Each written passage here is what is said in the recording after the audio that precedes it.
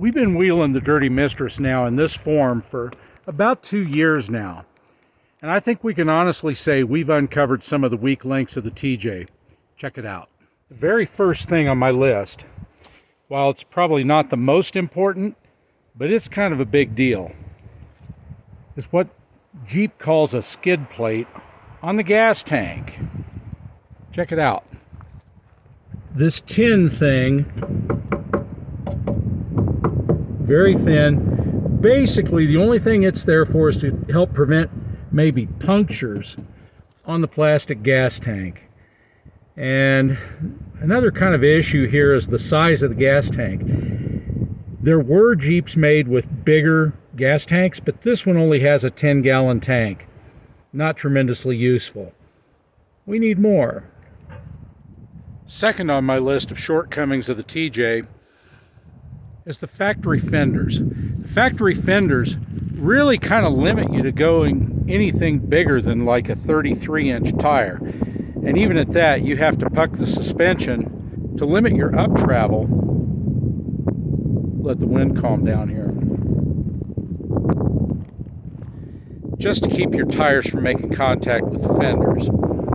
To me, this is kind of a big problem, as we've always got the Mistress flexed and twisted up like a pretzel. So keeping the tires out of the fenders is kind of a big deal. Okay, so we've moved down off the ridge to try to escape the wind, because today in South Dakota it's kind of windy. It's a beautiful day, but we do have some wind. As you can kind of see, the trees are moving around. And getting back to shortcomings of the TJ, no pun intended. So one of the pros and the cons about the TJ is its shortcomings. Yes, I am talking about its wheelbase. It's short. Okay, short has problems. It can make you very prone to fore and aft rollover. You know, we have a hard time with some hills because, you know, hey, it tries to stand on the back bumper. We might be better off sometimes if we took our spare tire off and chained and padlocked it to a tree somewhere near the beginning of the trail. But that's neither here nor there. It tends to flip over, okay? Forward, backward, those are your shortcomings. Now an LJ, yeah, an LJ, it's a lot more stable on steep vertical climbs. The TJ, not so much. But, man, I love it for the tight corners it can do. And, you know, that breakover angle is hard to beat. Man, it's awful windy, but it sure is a beautiful day out here. Come on, wind, settle down. Hey, there we go, a little bit of calm. Hey, and one other thing that I consider a shortcoming to the TJ is the factory skid plate. Well, yeah, man, it's great that it came with a factory skid plate. Man, that thing is shaped like a manure scoop shovel, okay? And it scoops up stuff. It gets hung up. You know, it's a good design, but it's a very bad design. Honestly, I think they could have kept the center of gravity, you know, raising the engine and transmission 3 inches to get a flat skid plate isn't horrible. But, you know, that's what it takes to get a perfectly flat skid plate. You've got to go up 3 inches with the engine and the transmission, which also involves lifting the body a little bit. You can still get the clearance if you're still running a stock engine, but you also got to, you know, do a little bit of tweak to your steering column and stuff like that to get your steering knuckles under the hood right. Just basically involves building and putting a spacer block in it, because there's enough telescoping in it to make it work. But that's one of my shortcomings. Whether you wheel a TJ or whether you don't, this one is actually a big problem. You see this hole in the frame? I'm gonna get my finger in there. Sorry, I'm looking through a camera lens. Okay, that is dirt and rocks that accumulate inside the frame of a TJ. And do you know why that is? It ain't got no damn drain holes. Yeah, if you look up and down the frame on a TJ, from one end all the way to the other, there's holes all over the side for different things. Pinpoints going down the assembly line, places where factory slider or factory steps would mount. You know, they got what looks like drain holes in here. Problem is, this ain't boxed in. This doesn't hold anything. But you got drain holes there, but there are no drain holes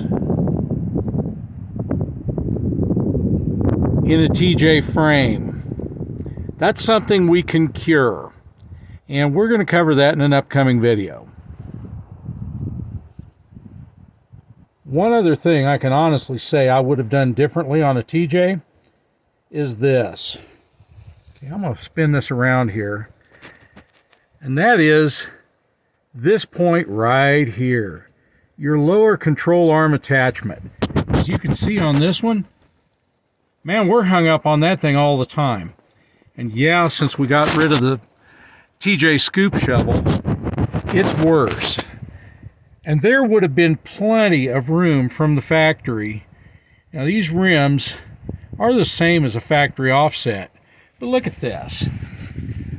Okay, I'm going to stick my fist in here, my closed fist. There is more than enough room that this could have been moved off of here. This body mount could have been reconfigured. That control arm could have been extended up here somewhere in the vicinity of parallel with the double cardan.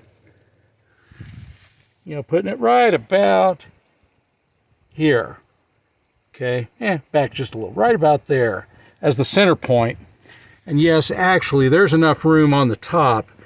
If a person had gone with like, and of course, this is early on in the 4-link technology, but like a Jeep WJ has a 3-link. It's got a bat wing shaped upper control arm that eliminates the need.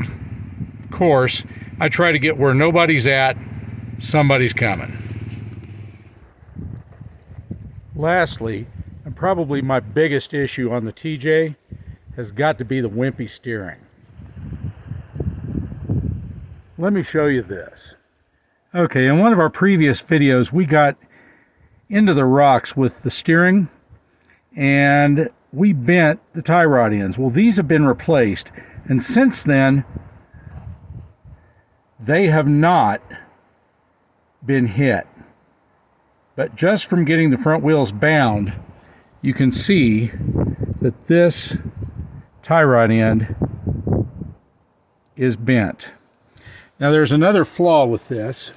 There are so many moving components in the TJ steering with this whole Y-link where you've got, you know, this tie rod end attached to this, and you've got your other tie rod end attached down here that goes over to here, and the whole thing is low on the axle, and there's a better way. If you don't have any other option, you can replace this stuff with steering off of a ZJ, which is considerably heavier. Or there's some aftermarket companies that make some heavier stuff.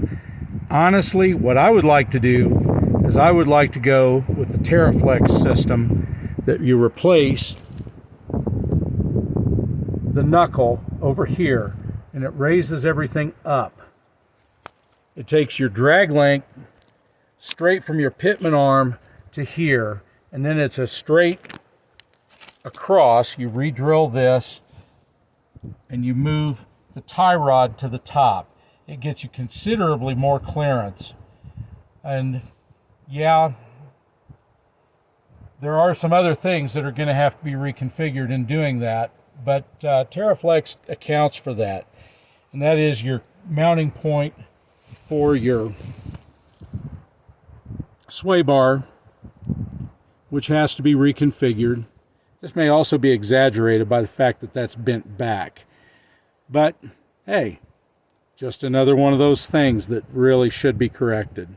I hope you found some of this information useful, as we've wheeled this thing for 2 years, pretty much non-stop, and we beat it up and we found out where the weaknesses are. And I'm sure we'll expose more. But man, I hope you found this useful. And just remember, Jeep, just explore every path.